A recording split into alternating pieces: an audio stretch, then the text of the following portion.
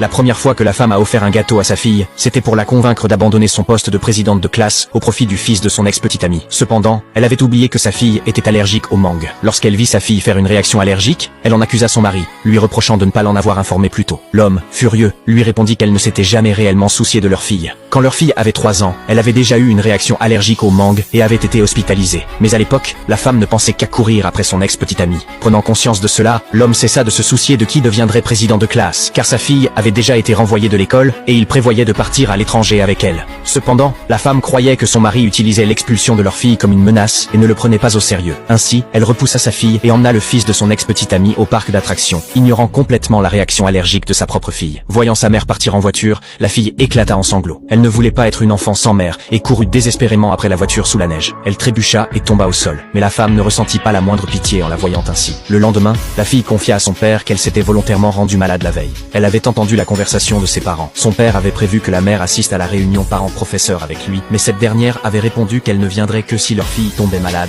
et devait être hospitalisée. La fille comprit alors que sa mère avait épuisé sa dernière chance et, selon leur accord, elle partirait avec son père. Pour réaliser le souhait de sa fille, l'homme appela la femme pour lui demander de venir s'occuper d'elle à l'hôpital. Mais la femme, trop occupée, raccrocha. Plus tard, l'homme se rendit compte qu'elle était dans la chambre voisine, passant du temps avec le fils de son ex-petite amie. Elle était prête à jouer le rôle de mère pour un autre enfant, mais pas pour sa propre fille. Fou de rage, l'homme pensa que si elle accordait ne serait-ce que la moitié de cette attention à leur fille, cette dernière n'aurait pas eu besoin de se rendre malade pour attirer son attention. Voyant son mari partir en colère, la femme se précipita pour le suivre, mais elle entendit des infirmières parler d'une petite fille souffrant d'une forte fièvre. Ce fut à ce moment-là qu'elle réalisa que sa fille était réellement malade. En entrant dans la chambre, elle vit sa fille, qui fut ravie de la voir. Mais l'instant d'après, son ex-petite amie arriva, demandant à l'homme de céder la chambre VIP à son fils, car celui-ci trouvait l'endroit trop bruyant. L'homme refusa immédiatement, déclenchant une dispute avec l'ex-petite amie, tandis que la femme prit le parti de ce dernier. Voyant cela,